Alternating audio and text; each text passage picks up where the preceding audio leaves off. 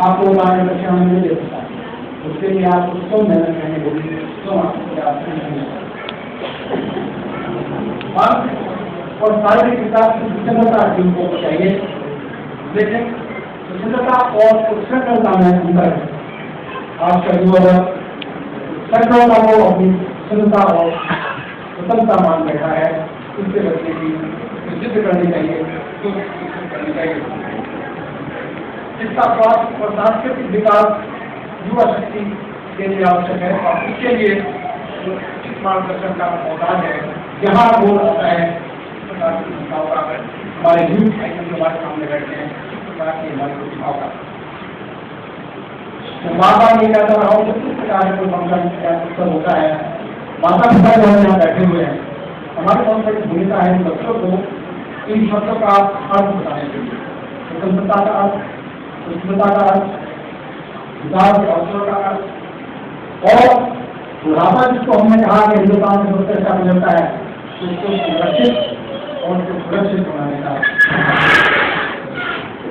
मैं ये और भी आपको बताना चाहूँगा कि पीढ़ी जो हमारे सामने बैठी है वो पीढ़ी है जो नरसिम्हा राव जी और मनमोहन सिंह जी 1992 का जो उदारीकरण का दौर शुरू हुआ उसके बाद से पैदा हुए थे। वो लोग 6 महीनों में उदारीकरण के जमाने में अपनी आंखें खोली है और भविष्य मिला है।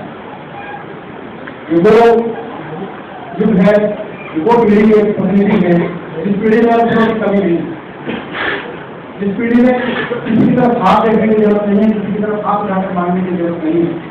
अगर सरकार ने किसी चीज की तो मेहनत की, एक लगन और प्रतिभा, जैसा आप सभी लोग देखते हैं अगर अपने जीवन में आस पास में ध्यान कर देते संकल्प और बल विशेष की बात नहीं हुआ करती।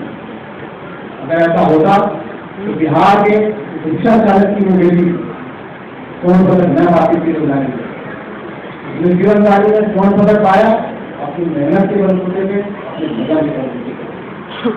कोई आपको रास्ता तो बता सकता है, लेकिन उस रास्ते को क्रम आपको अपने पैरों से चलना पड़ता है, तो अपनी हिम्मत से अपने जीवन से ऊपर आगे बढ़ना पड़ता है। शिक्षा और खेल के क्षेत्र में अगर आप मैंने ये रोटी कही प्रतिभा की खंडा और विशेष प्रकार से नहीं होती, इसके आपको साक्षात दर्शन हो सकते हैं। जिसने प्रतिभा को निकालने की कोशिश की है उसकी प्रतिभा नहीं लगेगी, जिसने इसकी ओर ध्यान में नहीं दिया है उसकी प्रतिभा भूल गई उसकी बताई। हमारे बीच आज 3 कहूँगा कि यहाँ पर बार बार कहा गया कि महिलाओं की तरफ हम ध्यान नहीं देते। हमारे पास 3 यूथ आइकन यहाँ बैठे हुए हैं, डॉक्टर चौहान जी, कुंवर प्रणब सिंह जी, आपके सामने वो आदर्श हैं जिनसे आप अपने आगे के भविष्य का रास्ता स्थापित करेंगे। कई चीजें उन्होंने मेरे जीवन में क्या किया उनके बारे में बताया गया, किस तरीके से पढ़ाया उन्होंने, किस तरीके से मेहनत की, किस तरीके से आगे बढ़ते चले गए। लेकिन अगर सबका साथ लोगों एक साथ नहीं है, मेहनत और लगन। जिसने मेहनत और लगन से अपने काम को आगे बढ़ाने का बेड़ा उठाया है उसने कभी हार नहीं मानना चाहिए। आज के दिन के राजनीतिक पार्टी व्याख्यान वाला ये हमारे मुख्य नेता प्रणब सिंह जी हैं। मैं ज़्यादा समय लेते हुए आप तीनों यूथ आइकन का आह्वान करता हूँ, आपका स्वागत करता हूँ, अभिनंदन करता हूँ और बच्चों का आग्रह करता हूँ कि इनके जीवन में प्रेरणा है और आमंत्रित करता हूँ कुमार प्रणब सिंह जी को वो आज का द्वितीय राजनीतिक पायलट व्याख्यान देकर हमें प्रकाश करें। आपका बहुत बहुत धन्यवाद।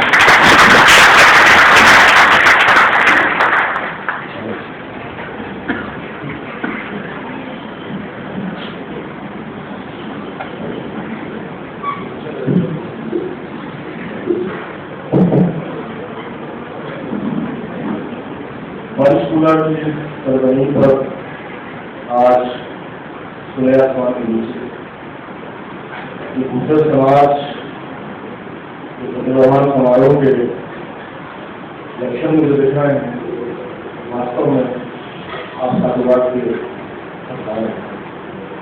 आज के कार्यक्रम के हमारे अध्यक्ष आदरणीय स्वर्गीय होशियार सिंह जी जो एक काबिल अधिकारी के साथ, एक प्रबल समाज सेवी के साथ यूं दृष्टा नहीं है।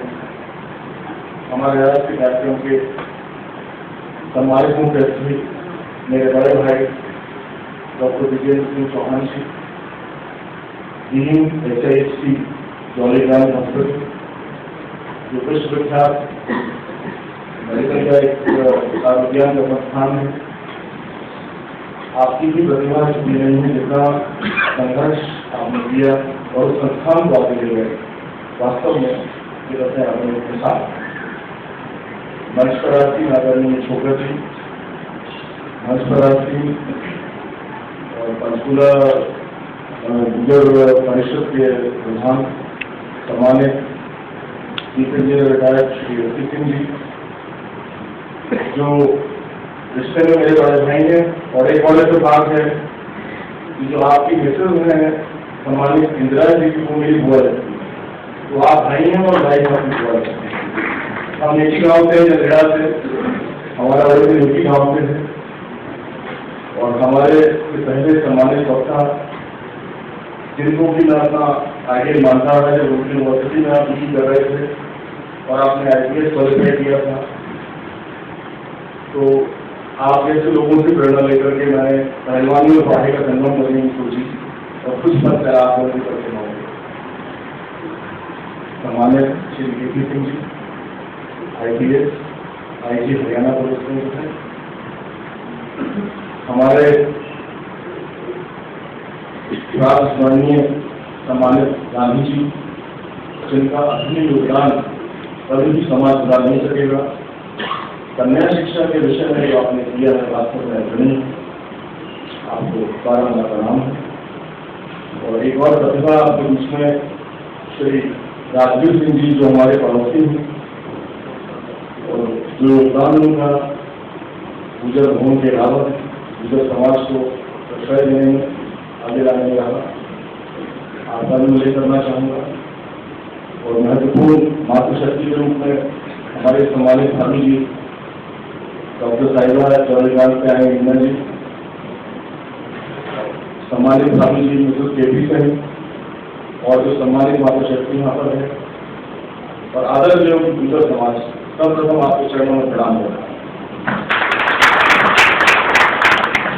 देखिए, सभ्यता के आविर्भाव से जब से मानव मात्र ने इस धरा पर पदार्पण किया, युवा शक्ति के जो कंधे हैं, हमेशा उन्होंने अपने समाज को गौरव प्रदान किया। भले ही भारत को या विश्व का कोई भी कोना हो, ये एक कटु सत्य है। जब जब युवा वर्ग आगे आया है, तभी कभी किसी समाज का उत्थान है, चाहे उस समाज में रेगुलर प्रोफेशन हो, अन्यथा रिग्रेशन हुआ हो, किसी अतिक्रमणकारी के द्वारा उस समाज को नष्ट किया गया। युवा वर्ग हमेशा एक जड़ अवस्था से चेतन अवस्था की तरफ ले जाकर आया है। मिसाल के तौर पर हिंदुस्तान को ले लीजिए, तो भारतवर्ष को इतनी दफा इस देश पर इंट्रूडर्स ने हमला किया, इतनी बार ऐसे मुकाम आए कि हमारे देश की संस्कृति को नष्ट भ्रष्ट करने के अलग इरादों से नाबा लेकिन शायद इकबाल साहब ने कहा था कि कुछ तो वजह है कि मिट्टी नहीं इसलिए हमारी, और वो वजह है हमारा युवा वर्ग। हमारे युवा वर्ग ने एक तरफ इच्छा शक्ति का परिचय देता है, एक तरफ आर्थिक शक्ति का परिचय देता है, एक तरफ शारीरिक शक्ति और मनोबल का परिचय देता है। जिस तरह से परिस्थितियों का सामना किया, वो भी उन कठोर परिस्थितियों से उभार करके भारतवर्ष को आगे, चाहे सिंधु घाटी सभ्यता हो, रामायण के समय की बात हो, 5000 वर्ष पूर्व महाभारत की बात हो, जो भी हमारे देश में वाकई हुआ, युवा वर्ग ही उसका करेंगे। याद आ रहा है मुझे 1901 में जब पार्लियामेंट ऑफ रिलीजन शिकागो में अमेरिका में आयोजित हो रहा था, भारतवर्ष की ओर से स्वामी विवेकानंद जी इसमें शिरकत करने लगे। काफी युवाओं के सपोर्ट है, उनका पर्सोना, उनका स्पिरिचुअलिटी उनका जो गंभीरता थी आनी प्रोत्साहन पर उस समय जब वो मंच पर बैठे थे तो उनकी वेशभूषा को लेकर के कुछ परिहास उनके विषय में किया गया था, लेकिन वो उससे बिल्कुल अनडिटर्ड रहे, उनको कुछ फर्क नहीं पड़ा।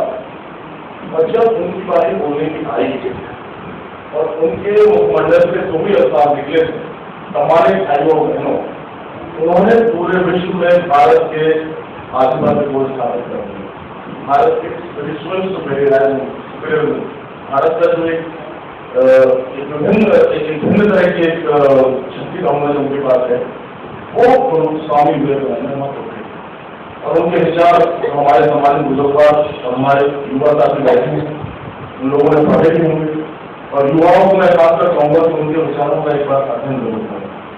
एक और करना चाहूँगा जो स्वामी जी कहा करते थे, यूथ ऑफ इंडिया के बारे में क्या कहते थे, I want the youth of India should have muscles of iron and nerves of steel, in which the same material flows, of which the thunderbolt is made of.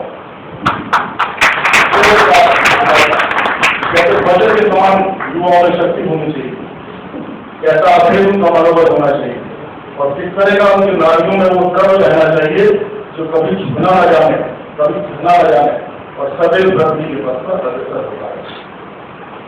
Arise, awake, stop not till the goal is achieved. यही कहा करते थे अपने जीवन के लक्ष्य के बारे में। तो युवा शक्ति का प्रयास और जब भी घर को छोड़कर चले गए, शायद यही कहा गया है कि whom God loves दिखाएगा, जिनकी ईश्वर को आवश्यकता होती है शायद उनकी मृत्यु करती हो जाती, वो खराब हो जाते हैं। चाहे प्रकाश प्रकाश के रचयिता आदरणीय स्वामी दयानंद सरस्वती जी की बात, चाहे हमारे देश की परंपरा जिसमें आश्रम पद्धति को सर्वोच्च महत्व दिया गया और 24 वर्ष की आयु तक ब्रह्मचर्य के आश्रम का महत्व था, वो उसी बात को इंगित करता है। चरित्र निर्माण का जो समय है, परफेक्ट टीम्स 13 से 19 तक का जो समय होता है। आज हमारे साथियों से जो मेरे साथ सामाजिक साथी नक्सल क्षेत्र से, कानपुर क्षेत्र से आए हैं, वार्ता हो रही थी, बात को जब पूछा नहीं था आज का विषय क्या है, तो उसमें यही बात आएगी करके फॉर्मेटिव टाइम जो लाइफ का है बच्चे का, चाहे हमारी बेटी हो या बेटा हो, 13 से 19 तक, अगर उसमें उसको सही संस्कार, सही पर्यावरण, सही सतम तंत्र मिल जाते हैं तो उसको रोकने वाला जिंदगी में कोई नहीं, और उसमें जो पकड़े हो जाता है वो जीवन भर संघर्ष रहता है, उसको मंदिर मिलता है। तो मैं तो बच्चों की यही कहूँगा कि जो आपका हमारा देश की जो रिच कल्चरल हेरिटेज है, जो एक अमूल्य संस्कृति है, उसका ध्यान करो। अगर ध्यान नहीं है तो उसका संज्ञान लें, क्यों लें, ये बहुत महत्वपूर्ण बात है। आजकल जो हमारे देश में कल्चरल इन्वेजन हो रहा है, भले ही इलेक्ट्रॉनिक मीडिया के द्वारा हो, भले ही सोशल नेटवर्किंग के द्वारा हो, फेसबुक साइट है और कुछ है, इंटरनेट है, पूरे वर्ल्ड वाइड आप लोग कनेक्टेड हैं, उसका अक्सर दुरुपयोग होता मैंने बच्चों में देखा। ऐसे में लाजमी हो जाता है आप अपने पूर्वजों के विषय में एक संज्ञान रखें, किन कठिन परिस्थितियों में उन्होंने संघर्ष किया, कैसे इस भारत देश का चरित्र बना और उसका समावेश, उसका अनुकरण अपने अंदर जरूर करें। छोटा सा एग्जाम्पल आपके सामने देना चाहूंगा। बहुत बड़माओं की बात थी, पहला शुरू हो रहा था, ब्रिटिश अटॉर्नी जनरल से जनरल मौत हो गई, उनसे पूछा गया है पत्रकार द्वारा कि जनरल साहब एक बात बताइए, आपके को क्या जज्बा है, एक सिपाही अपनी जिंदगी कुर्बान कर देता है अपने मुल्क के ऊपर, जान तो सबसे अहम चीज इंसान की बहुत है।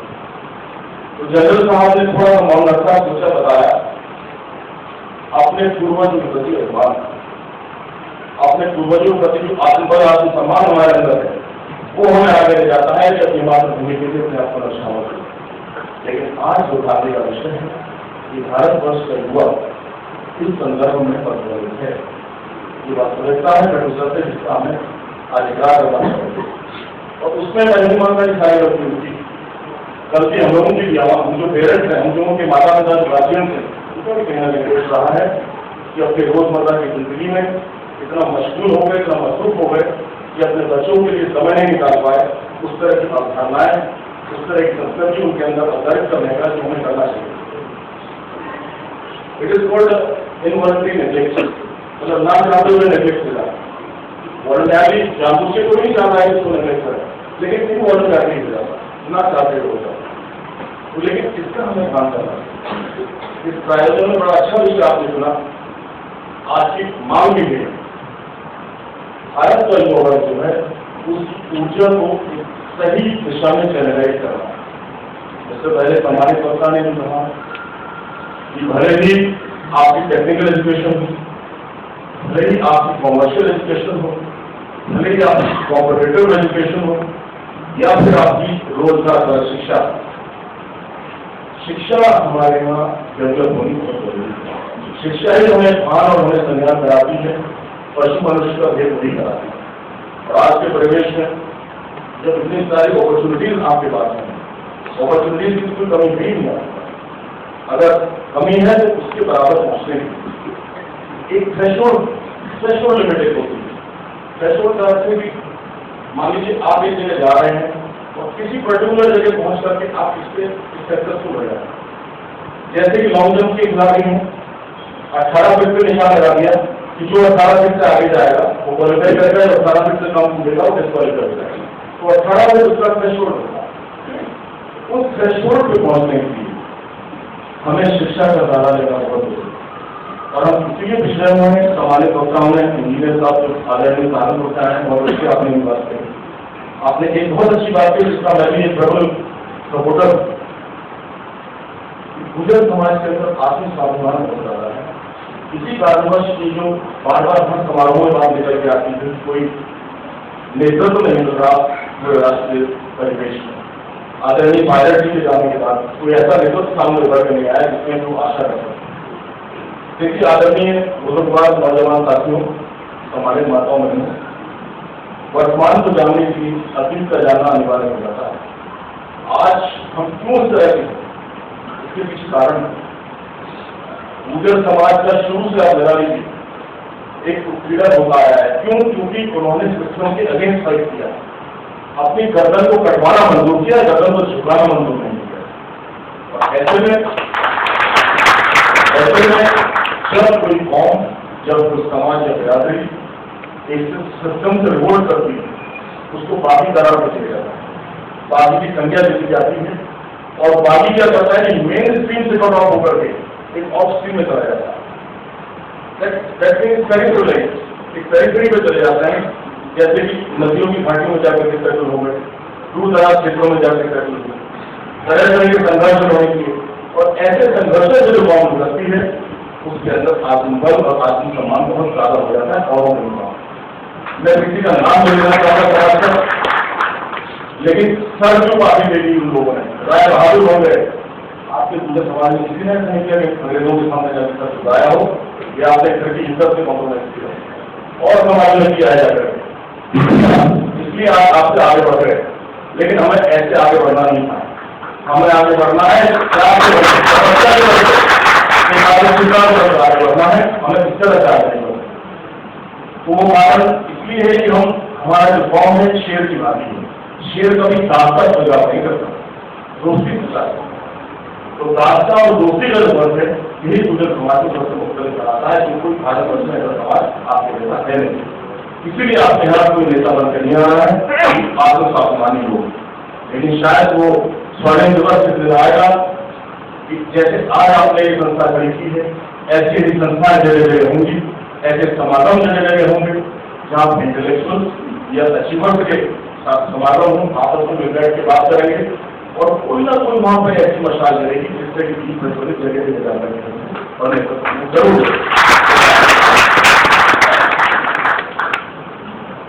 गुजर समाज में जैसे हमारे नील भोजी के विषय में आदरणीय गांधी जी ने कहा, एक अपना अलग वर्चस्व कार्य किया।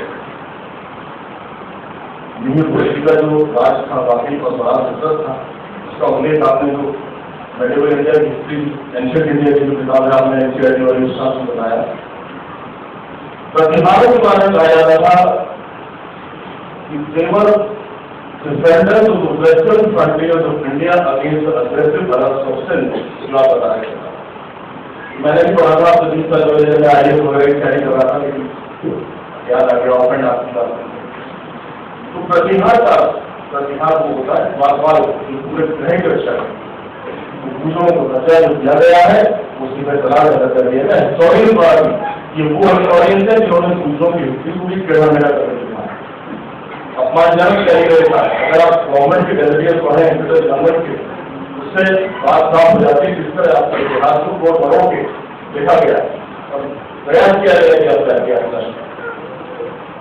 उनके बाद शायद उन्होंने कहा कि आधा उन्होंने जैसे संघर्ष किया, वो भी आपकी कॉम्पिटिशन आपको शायद पता नहीं। चाहे हमारे सबके राजा रामचंद्र सिंह जी हो जिन्होंने अंग्रेजों से धोखा दिया 17वीं शताब्दी 18वीं शताब्दी में, चाहे उनके राजा विजय सिंह जी हो अंग्रेजों के सामने सिर्फ छुपाया नहीं भले ही फिर गिरा दिया उन्होंने। ऐसे ऐसे शूरवीर आपकी कौम में पैदा हुए, एक अंश आपको उनका भी है विजय सिंह जी का एक शूरवीरता भी होनी चाहिए और फिजिकल फिटनेस जो हमारे केपी सिंह साहब। देखिए फिजिकल फिटनेस के बगैर मनुष्य चाहे वो युवक हो युवती हो अधूरा है। इसका साइंटिफिक कारण नहीं, अगर आप डेली एक्सरसाइज करते हैं आपका कार्डियोपल्मोनरी रेशियो ऐसा हो जाता है ऑक्सीजन ज्यादा मिलेगी और ब्लड ऑक्सीजनेशन जितना होगा ब्रेन को ऑक्सीजन उतनी ज्यादा मिलेगी और ब्रेन को ऑक्सीजन ज्यादा मिलेगी, आपकी बॉडी की एफिशिएंसी कई गुना बढ़ेगी। ये मेरा अपना नया हुआ तजुर्बा है जो आपके सामने अपना 42 साल का तजुर्बा में बयान कर रहा हूँ, क्योंकि मैंने पहलवानी को पढ़ाई को साथ देखे में चला बड़ा और कॉम्बिनेशन। हमारे जो पहलवानी के उत्पाद से कहा करते थे कि भाई राजा ने वाले एक बात बता मैं बोली कि आप अखाड़े वाले छोड़ दे या किताब छोड़ दे। मैंने कहा मैं अखाड़ा छोड़ूंगा ना किताब छोड़ूंगा, दोनों साथ ले जाकर खाऊंगा। उस समय उन्होंने तपस्या कह लीजिए साधना कह लीजिए जो की है उसका हमें फायदा मिला। इसमें आई एडमिटेड कि मुझे बहुत फायदा मिला। राजनीति के क्षेत्र में समाज सेवा के क्षेत्र में एक नेचर कॉन्फिडेंस आपके अंदर बिल्डअप होता है। अगर एजुकेशनली और फिजिकली आप सुपीरियर हैं तो there is no match for you to feel like that, but it should not give rise to a sort of ego. इसका अहम नहीं आना चाहिए मनुष्य के अंदर, सेवा भावना रहनी चाहिए। अहम आ जाएगा तो फिर से डेवलपमेंट होना बंद हो जाएगा। अहम ना करके समाज सेवा के तौर पर किया जाए, इसका जो फील्ड हो उसमें किया जाए। तो स्वस्थ शरीर में स्वस्थ मस्तिष्क होता है क्योंकि बंधन की सब वजह से। और एक चीज और है, अगर आप कोई स्पोर्ट्स करते हैं तो जिंदगी के अंदर स्पोर्टिंग स्पिरिट आता है। स्पोर्टिंग स्पिरिट का अर्थ है कि मान लीजिए आप किसी जगह जिंदगी में आपकी विजय हुई, हंसते ज्यादा आप उल्लास लगा जाए, वास्तविक तो बड़ा हो जाए। और अगर आपकी हार हुई है तो हद से ज्यादा डिप्रेशन बना चले जाए। गीता में इसी स्थिति को प्रकृति कहा गया। श्री कृष्ण जब अर्जुन को विचार से दे रहे थे, अर्जुन ने जब गांधी को रख दिया धनुष्मान रख दिए थे, उस समय एक पूरा विवरण आया। बहुत सजे तो डिफरेंट टॉपिक है, इसको ज्यादा नहीं बोल पाएंगे, लेकिन आपके लिए इतना कहूंगा कि सिर्फ तक रहें और इससे से प्रयत्न तक जाने का रास्ता सिर्फ स्पोर्ट का रास्ता है, जिंदगी में कोई रास्ता नहीं। ये रास्ता अगर ये चीज को आप समझ गए तो चाहे स्टूडेंट लाइफ में, चाहे कॉम्पिटिटिव लाइफ में या any other sphere of life, किसी जॉब में भी आप हैं, क्योंकि ये परिस्थितियां मनुष्य के सामने माइक्रो लेवल पे मैक्रो लेवल पे रोज आती रहती है। दैनिक लेवल पर भी, छोटे लेवल पर भी, अल्पकारी को देख रहा। और ऐसे में यदि मनुष्य अपना एक सामंजस्य बनाए रखे तो डॉक्टर साहब के साथ नाराज हो जाएंगे, ना तो ब्लड प्रेशर होगा, ना हार्ट डिजीज होंगे, ना शुगर होगा, ना डॉक्टर की जरूरत। आप ध्यान करें। तो इसीलिए स्पोर्ट्समैन आशुतोष से स्पोर्ट्समैन स्पोर्टिंग स्पिरिट मनुष्य के अंदर होनी चाहिए, चाहे वो युवक हो चाहे युवतियां हों। और जैसा बच्चे हमारे हैं, युवक युवतियां हैं, कल के हमारे राष्ट्रीय ग्रंथकार हैं, इनके अंदर तो मूर्छित होनी बहुत जरूरी है। आप आजकल देखें, आज का जमाना वाकई युवाओं का है। वो समय लग चुका है जो पहले को जिक्र किया करते थे। और हर स्तर में चाहे इंडस्ट्री के स्तर में हो, जिंदल की फैमिली आप देखिए, अंबानी की देखिए, टाटा सबको देखिए, युवा वर्ग उनका आगे आ रहा है, बिजनेस को कमान कर रहा है। चाहे आपका राजनीति का फिर हमारे राहुल गांधी जी कांग्रेस पार्टी वाले 20 साल के नेतृत्व प्रदान कर रहे हैं, हमारे सचिन पायलट जी युवा वर्ग से, हमारे सिंधिया जी वो भी युवा वर्ग से, और बहुत से ऐसे एग्जाम्पल राजनीति में हैं कि जिसको अब से 2 डेकेड पहले 20 साल पहले कभी पहले एक ये दृष्टि के साथ देखा जाता है। राजनीति को भ्रष्टाचारियों का अड्डा कहा जाता था, politics used to be called as a game of accountants.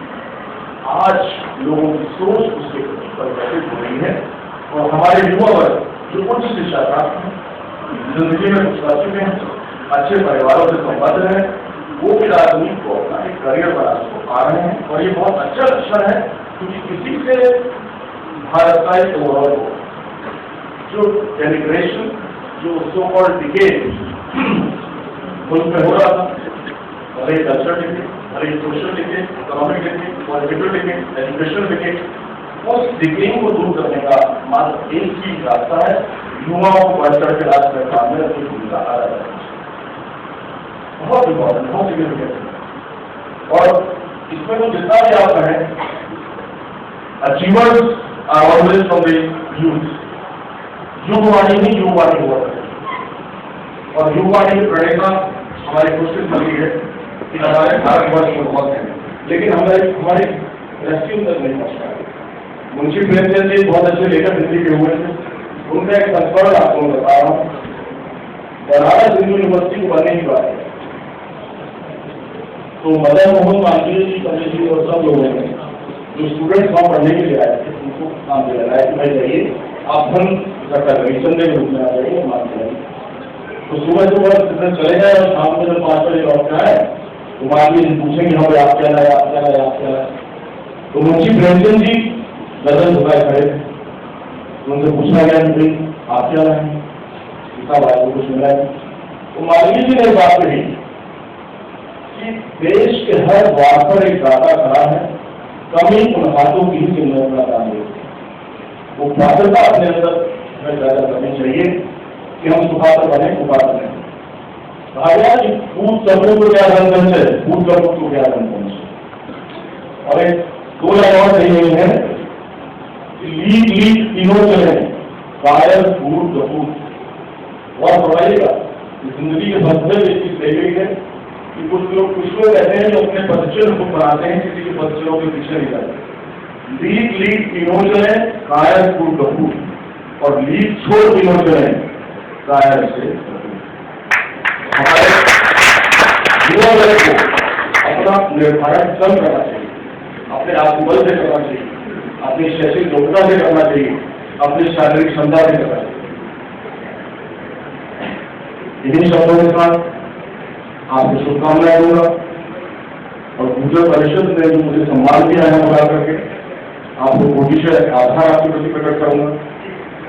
अपने बुजुर्गों के चरणों में प्रणाम करूंगा, माता शक्ति को प्रणाम करूंगा, युवा साथियों को हौसला दूंगा और उम्मीद करूंगा कि आने वाले समय में जो संस्था आपने बनाई है, ऐसी संस्थाएं पूरे भारतवर्ष में परिवर्तित होंगी, प्रकट होंगी और जो मशाल चल रही है इससे जाकर 30 अलग अलग जगह चलेंगे और पूरे साम्राज्य फिर से भारतवर्ष को एक सोने की चिड़िया बना रहेगा, भारत को सोने की चिड़िया। जय